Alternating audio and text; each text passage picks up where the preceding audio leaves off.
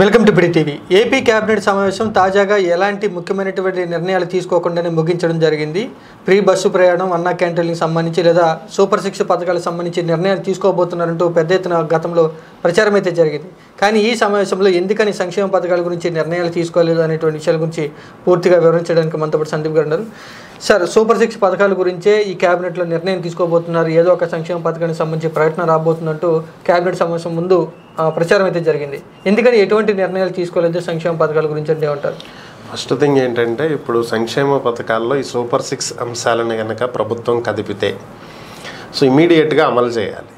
ఇమీడియట్గా అమలు చేయడానికి ప్రభుత్వం దగ్గర డబ్బు ఉందా అంటే లేదు, ఖజానాలన్నీ ఖాళీగా ఉన్నాయి. మరి ఇలాంటి టైంలో వాటిని కదిపితే ఏదో ఒక డేట్ చెప్పాలిగా. సో డేట్ నుంచే అమలు చేస్తాము, దీనికి సంబంధించినటువంటి మార్గదర్శకాలు ఇవి. ఇది ఏదో ఒకటి, ఒక క్లారిటీ అనేది ప్రజలకు ఇవ్వాలి. కాబట్టి ఫస్ట్ థింగ్ వాటి మీద చర్చించాలి. అందుకనే వాటిని అజెండాగా తీసుకోవాలి. వీళ్ళు ప్రజెంట్ తీసుకున్నటువంటి అజెండా ఏంటి? నిన్న క్యాబినెట్ మీటింగ్ తర్వాత మనకు తెలిసినటువంటి అంశాలు ఆల్రెడీ గత నెల రోజుల నుంచి చర్చలో ఉన్నవే. ఒకటి, ల్యాండ్ టైటిలింగ్ యాక్ట్ రద్దు. ఇది ఆల్రెడీ ఫస్ట్ 5 సంతకాల్లో ఇది ఒకటి. అదే మళ్ళీ చర్చించారు దాని గురించి కొత్తగా చర్చించడానికి ఏముంది, దాన్ని రద్దు చేసామని చెప్తారు అంతే. నెక్స్ట్ వచ్చి ఇంకొకటి వాళ్ళు చర్చించింది ఏంటి, ఉచిత ఇసుకకు సంబంధించి మంత్రులు ఎమ్మెల్యేలు ఎవరు ఇన్వాల్వ్ అవ్వద్దని చంద్రబాబు నాయుడు చెప్పడం. ఓకే, ఇంతవరకు కొంచెం పార్టీని కాపాడుకునేటువంటి అంశంగా మనం భావించవచ్చు. ఎందుకంటే గతంలో ఉచిత ఇసుక పేరుతోటి ఈ నదీ పరివాహక ప్రాంతాల్లో రీచ్లకి దగ్గరలో ఉన్నటువంటి ఎమ్మెల్యేలు, మినిస్టర్లు, ఎంపీలు అందరూ కూడా భారీ స్థాయిలో ఇసుకను దోచేసి పక్క రాష్ట్రాలకు అమ్మేశారనేటువంటి ఆరోపణలు ఎదుర్కొన్నారు గతంలో. ఈసారి అలాంటివి రాకుండా ఉండటానికి ఒక జాగ్రత్త.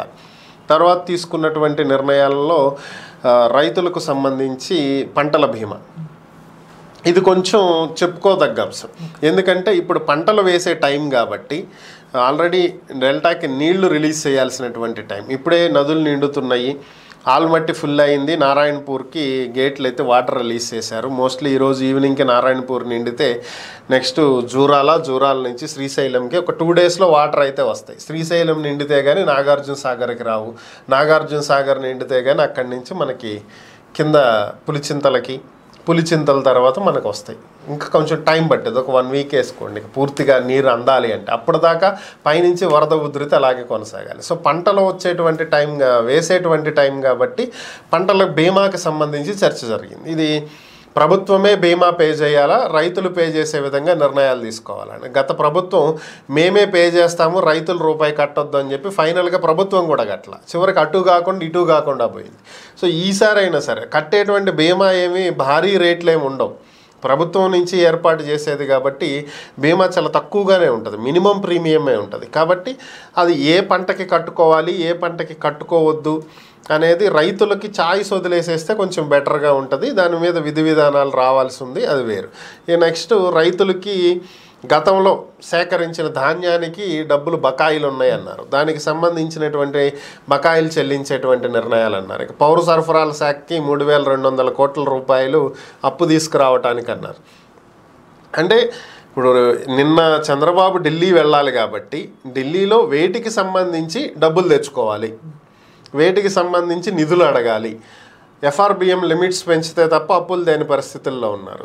కాబట్టి ఏటికి డబ్బులు అవసరం, వేటికి అప్పులు కావాలి, ఏవి తెచ్చుకోవాలి, వీటికి సంబంధించే చర్చ జరిగింది తప్ప కొత్తగా ఏమీ అయితే చర్చించలేదు, కొత్తగా వేటి మీద నిర్ణయాలు కూడా తీసుకోలేదు.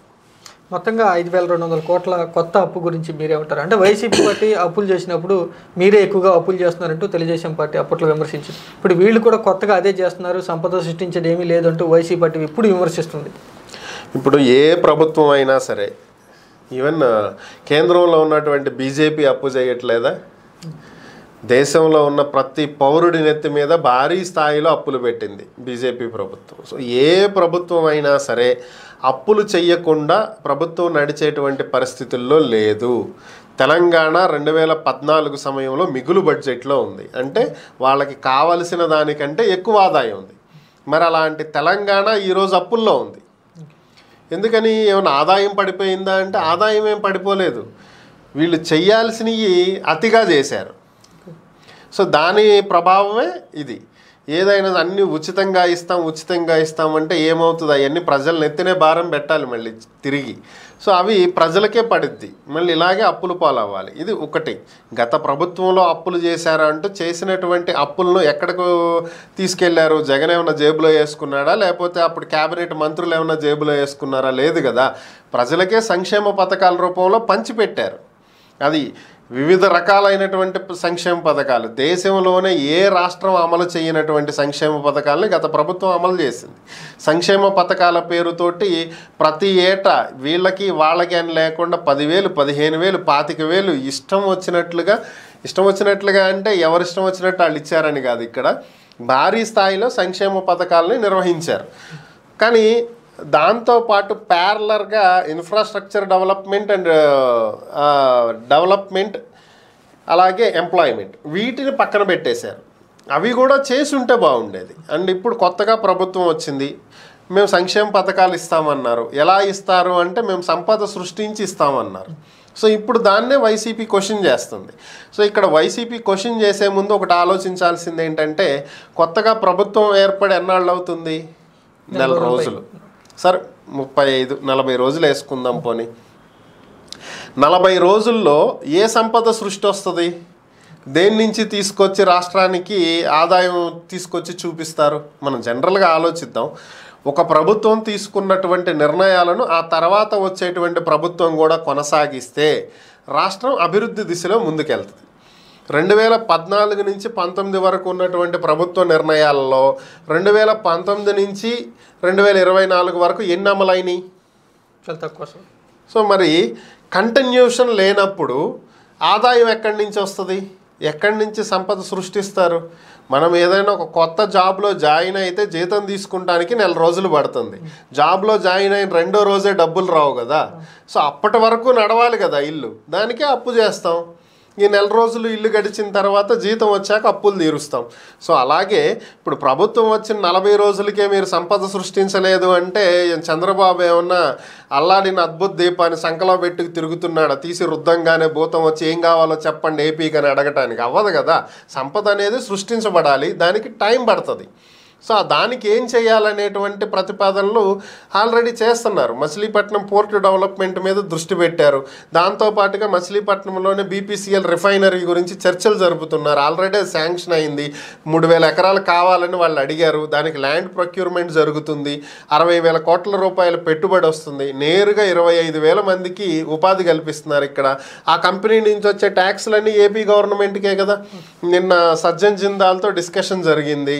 JSW సిమెంట్ అధినేత సజ్జన్ జిందాల్. సో వాళ్ళు కూడా ఇక్కడ పెట్టుబడులు పెడతామంటున్నారు. సో వాళ్ళు కూడా ఇక్కడ ల్యాండ్ అయితే దానికి సంబంధించి కొంత ఇన్కమ్ జనరేట్ అవుతుంది కదా, కొన్ని ఉద్యోగాలు వస్తాయి కదా. సో మీకు సంపద సృష్టించే దిశగా అడుగులు వేస్తున్నారు. కానీ అవి వచ్చేదాకా మేము పస్తులు ఉంటామంటే అవ్వదు కదా. సో ప్రస్తుతం నడపడానికి అప్పులు తెచ్చుకుంటున్నారు. 1వ తేదీ వచ్చేటప్పటికి ప్రభుత్వ ఉద్యోగులకి జీతాలు ఇవ్వాలి, 66 లక్షల మందికి పెన్షన్లు ఇవ్వాలి. మరి వీటన్నిటికీ డబ్బులు ఎక్కడి నుంచి వస్తాయి? ఇవి చాలవన్నట్టు ప్రభుత్వ రెగ్యులర్ ఖర్చులు ఉంటాయి కదా, ప్రభుత్వం నిర్వహించాల్సినటువంటివి. మరి వీటన్నింటికీ కూడా డబ్బులు కావాలి కదా. మొన్ననే ఓ మీటింగ్లో పవన్ కళ్యాణ్ చెప్పాడు, గ్రామీణ ప్రాంతాల్లో ఇప్పుడు వర్షాలు పడుతున్నాయి కాబట్టి పారిశుద్ధ్య కార్యక్రమాలు చేపట్టాలి, బ్లీచింగ్ పౌడర్ చల్లటానికి 200 కోట్ల రూపాయలు కూడా ఇవ్వలేనటువంటి దుస్థితిలో మా శాఖ ఉంది, ఇప్పుడు ఏమీ డబ్బులు లేవని చెప్పాడు. మరి ఇలాంటి సిచ్యువేషన్లో అప్పులు కాకపోతే ఏం తెచ్చుకుంటారు? ఇంటి వెనకాల ప్రింటింగ్ మిషన్ పెట్టి ప్రింట్ వేయలేరు కదా. అది మినిమం ఆలోచన. రాజకీయ పరంగా ఏదో విమర్శించాలని విమర్శించడం తప్ప దీంట్లో వేరొక ఉద్దేశం అయితే ఏం కనిపించట్లేదు వైసీపీ వాళ్ళు చేసేదానికి. నిన్నటి రోజున ఉచిత బస్సు ప్రయాణం 15వ తారీఖు నుంచి అంటూ రెవెన్యూ శాఖ మంత్రి ఒక పోస్ట్ పెట్టడం జరిగింది. పెద్ద ఎత్తున కూడా వైరల్ అయిపోయింది. అందరూ కూడా ఆగస్టు 15 నుంచి పథకం ప్రారంభం అంటూ భావించడం జరిగింది. కానీ ఆ పథకం గురించి కూడా ఎక్కడా చర్చించలేదు. ఆ తర్వాత మంత్రి కూడా ఆ పోస్ట్ని అయితే తీసేయడం జరిగింది. ఎందుకని మంత్రి ఏమైనా తొందరపడ్డారంటారా? ఖచ్చితంగా ఇది తొందరపాటనే అనుకోవాలి. ఎందుకంటే అసలు ఆ శాఖకు ఆయనకి సంబంధం లేదు. ఫస్ట్ థింగ్, ఆయనది రెవెన్యూ. సో రవాణా శాఖ మంత్రి ఎవరైతే ఉన్నారో ఆయన తీసుకోవాల్సినటువంటి నిర్ణయం ఇది. సో ఆయన ప్రభుత్వం అధినేత చంద్రబాబుతో చర్చించి, స్థానిక ఆర్టీసీతో చర్చించి, ఆర్టీసీ ఎండీతో చర్చించి, అలాగే అధికారులతో చర్చించి అసలు మనకి మనం ఫ్రీ బస్ విధానాన్ని ఎలా తీసుకురావాలి, ఎవరెవరికి ఇవ్వాలి అంటే మహిళలకని చెప్పారనుకోండి, ఓకే బాగానే ఉంది. జిల్లా పరిధిలో అన్నారు, ఇక్కడ రాష్ట్రం మొత్తం కాదు కదా. జిల్లా పరిధిలో అంటే కొత్త జిల్లాలను తీసుకుంటారా, పాత జిల్లాలను తీసుకుంటారా? పాతవైతే 13 జిల్లాలే, కొత్తవైతే 26 జిల్లాలు. సో వీటిల్లో దేన్ని ప్రాతిపదికగా తీసుకోవటం జరుగుతుంది? మరి ఈ జిల్లా పరిధిలో అన్ని రకాల బస్సులకి ఫెసిలిటీ ఇస్తారా? Super luxury, deluxe, ultra deluxe, express అన్నిటికీ ఇస్తారా? ఓన్లీ పల్లె వెలుగుకి మాత్రమే ఇస్తారా? సిటీ బస్సులకు కూడా ఇస్తారా? ఇలా ప్రతిదీ కూడా కూలంకషంగా చర్చించాల్సి ఉంటుంది కదా. వీళ్ళు స్థానికతను ఏ విధంగా నిర్ధారిస్తారు? ఆధార్ కార్డు పట్టుకుని వెళ్ళాలా? అసలు ఏంటి పరిస్థితి? జీరో టికెటింగ్ చేస్తారా? ఏంటనేది ఒక విధి విధానాలు రూపొందించాలి. దానికి సంబంధించినటువంటి మార్గదర్శకాలను ఫైనలైజ్ చేయాలి. ఆ తర్వాత జీవో రిలీజ్ చేయాలి. ఆ తర్వాత ప్రజలకు చెప్పాలి, ఇది రూల్సు, వీటిని ఫాలో అవ్వాలి, ఇది అని చెప్పాలి. సో ఇంత ప్రాసెస్ ఉంది. ఇప్పుడు ఒక నెల రోజుల ముందు ఏదో ఒక ప్రకటన చేసేస్తే అయిపోయేది కాదు కదా ఇది. సో కాబట్టి దానికి ఇంకా టైం పట్టిద్ది. ఫ్రీ బస్ అనేది కనుక ఇస్తే ఆర్టీసీ మీద ఎన్ని వేల కోట్ల రూపాయల భారం పడబోతుంది అనేది కూడా చూసుకోవాలి. ఎందుకంటే ఆల్రెడీ ఆర్టీసీ నష్టాల్లో నడుస్తూ ఉన్నటువంటి పరిస్థితి. ఈ ఫ్రీ బస్సు విధానాన్ని కనుక అమలు చేస్తే నాకున్న అంచనా ప్రకారం కనీసం 200 కోట్ల రూపాయల భారం అడిషనల్గా పడబోతుంది ప్రభుత్వం మీద. మరి దీన్ని భరించడానికి ప్రభుత్వం సిద్ధంగా ఉందా? దీనికి ప్రత్యామ్నాయ ఏర్పాట్లు చూడాలి కదా. ఈ 200 కోట్లను పూడ్చుకుంటానికి ఏం చేయబోతుంది? ఇవన్నిటికీ కాస్త టైం పట్టింది. సో కాబట్టి ఇప్పుడున్న పరిస్థితుల్లో ఇమీడియట్గా ఫ్రీ బస్సుని తీసుకొస్తారని అయితే నేను అనుకోవట్లేదు. దానికి కొంత సమయం పడుతుంది. దాన్ని పూర్తి స్థాయిలో కసరత్తు చేసి కర్ణాటకలో అమలు చేసి ఇప్పుడు వాళ్ళు జుట్టు బీక్కుంటున్నారు, ఆల్రెడీ నష్టాల్లోకి వెళ్ళిపోతున్నామని చెప్పి. ఒక పక్క తెలంగాణలో అమలు చేస్తే రోజు కొట్టుకుంటాం, తన్నుకుంటమే చూస్తున్నాము. మరి ఇతర రాష్ట్రాల్లో దీని పరిస్థితి ఎలా ఉందనేది కూడా అధికారులు ఒక అంచనా వేసుకుని దానికి తగ్గట్టుగా అక్కడ వాళ్ళు చేసినటువంటి పొరపాట్లు ఇక్కడ చేయకుండా కొత్త విధానాన్ని రూపొందించాలి. సో దానికి టైం పట్టిద్ది. ప్రస్తుతం ప్రభుత్వం నడుస్తున్నటువంటి తీరుని బట్టి చూస్తే సూపర్ 6 కానీ లేకపోతే మిగతా సంక్షేమ పథకాలు కానీ మరికొంత ఆలస్యం అయ్యే అవకాశం ఉందంటారా? ఖచ్చితంగా ఈ మొదటి ఏడాదిలోపు ఈ సూపర్ 6లో ఉన్నటువంటి పథకాలు అందుబాటులోకి వస్తాయని అయితే నేను అనుకోవట్లేదు. ఎందుకంటే ప్రభుత్వానికి ముందు ఆదాయం కావాలి.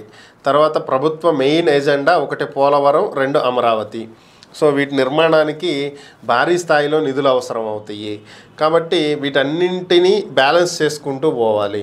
ఇప్పుడు కొత్తగా 16,000 ఉద్యోగాలు వేశారు డిఎస్సికి. మరి వీళ్ళు కొత్తగా జాయిన్ అయితే వీళ్ళ పే స్కేల్ డిసైడ్ చేయాలి. వీళ్ళకి అడిషనల్గా శాలరీస్ పెరుగుతున్నాయి కదా, 16,000 మందికి అమౌంట్ పెరగట్లా. మరి అలాగే 3,200 లెక్చరర్ పోస్టులకి నోటిఫికేషన్ వేస్తామని చెప్తున్నారు. మరి వాళ్ళకి జీతాలకి బర్డెన్ పెరుగుతుంది. మరి రిటైర్ అయిపోయే వాళ్ళకి జీపీఎఫ్ సెటిల్మెంట్స్ ఉన్నాయి, వాటి గురించి ప్రభుత్వం మీద భారం పడుతుంది.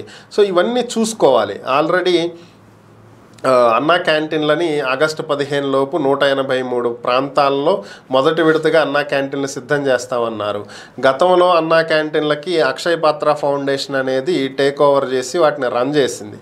కొంత అమౌంట్ ప్రభుత్వం నుంచి కంట్రిబ్యూట్ చేస్తే మిగతావి అక్షయ పాత్ర చూసుకుని రన్ చేసింది. సో మరి ఇప్పుడు ఎవరికి ఇస్తారు ఈ కాంట్రాక్టు? మరలా అక్షయ పాత్రకే ఇస్తారా, వేరే ఎవరినైనా చూస్తున్నారా? మరి వాళ్ళకి ప్రభుత్వం తరపున నిధులు కేటాయించాలిగా. మరి అన్నా క్యాంటీన్లకు సంబంధించి ఎక్కడ పెట్టబోతున్నారు, వాటి ఇన్ఫ్రాస్ట్రక్చర్ ఏంటి? మళ్ళీ గతంలో కట్టినటువంటి అన్నా క్యాంటీన్లో చాలా వరకు సచివాలయాలుగా మార్చారు, గ్రామ వార్డు సచివాలయాలుగా. మరి ఆ బిల్డింగులు లేవు కాబట్టి ఇప్పుడు మళ్ళీ కొత్తగా బిల్డింగులు ఏమైనా కట్టాలా? మరి వాటికి డబ్బులు ఎక్కడి నుంచి తీసుకురావాలి? ఇలాంటివి ఎన్నో సమస్యలు ఉన్నాయి. రైతులకు రైతు భరోసా వేస్తామన్నారు, అన్నదాత సుఖీభవ అని పేరు మార్చారనుకోండి. కేంద్ర ప్రభుత్వం ఇచ్చే డబ్బుతో కూడా కలుపుకుని రాష్ట్ర ప్రభుత్వం కొంత కంట్రిబ్యూట్ చేసి 20,000 వేస్తానంది. సో దాన్ని త్వరగా అందించాలి. ఎందుకంటే ఆల్రెడీ వ్యవసాయ పనులు స్టార్ట్ అయిపోయినాయి. ఇప్పుడు అందిస్తేనే రైతులకు మేలు అవుతుంది, తర్వాత ఎప్పుడో ఇస్తే దానివల్ల ఉపయోగం లేదు. సో ఇలాంటి ప్రభుత్వం ముందు చాలా సవాళ్ళు ఉన్నాయి. ఇప్పటికిప్పుడు సడన్గా తల్లికి వందనం అని ప్రతి పిల్లోడికి 15,000 ఇవ్వాలన్నా అది ఇప్పుడే సాధ్యమయ్యేటువంటి అంశం కాదు. 18 ఏళ్ళు నిండిన వాళ్ళకి తలా ఒక 1,500 ప్రతి నెల ఇవ్వాలన్నా ఇప్పుడే సాధ్యమయ్యేది కాదు. ఏది కూడా ఇమీడియట్గా స్టార్ట్ కావు. Ongoing minimum 6 months to 1 year time పట్టేటువంటి అవకాశం అయితే ఖచ్చితంగా ఉంటుంది. అది కూడా వీళ్ళు ఈ 1 year లోపే 6 నెలల లోపే వీటన్నింటినీ తీసుకురావాలి. లేదంటే మనం ఇచ్చినటువంటి హామీలు అమలు చేయట్లేదు, మాట తప్పామనే పేరు వస్తుంది అనేటువంటి స్పృహతోటి వెళ్తేనే ఈ 6 నెలల నుంచి 1 ఇయర్ టైం లేదు. ఇంక ఇంతకు ముందులాగానే జనరల్గా ఎప్పుడైనా చంద్రబాబు చెప్పినటువంటివన్నీ లాస్ట్ 1 ఇయర్ 2 ఇయర్స్ నుంచే అమలు అవుతాయి. అదే పద్ధతిలో ఈసారి కూడా వెళ్తే మాత్రం సార్ గట్టిగా దెబ్బతింటారు. ఇంకో 3 ఏళ్ళు ప్రభుత్వం గడిచే వరకు ఏ పథకాలు రావు. Okay, thank you sir. Sandeep గారు చెప్పినటువంటి మాటలు బట్టి చూస్తే నారా చంద్రబాబు ఢిల్లీ పర్యటన నేపథ్యంలో నిధుల సేకరణ గురించే కేబినెట్లో చర్చ జరిగింది. సంక్షేమ పథకాలను ప్రస్తుతం పక్కన పెట్టే ఆలోచనలో కూటమి ప్రభుత్వం ఉన్నట్లుగా తెలుస్తుంది.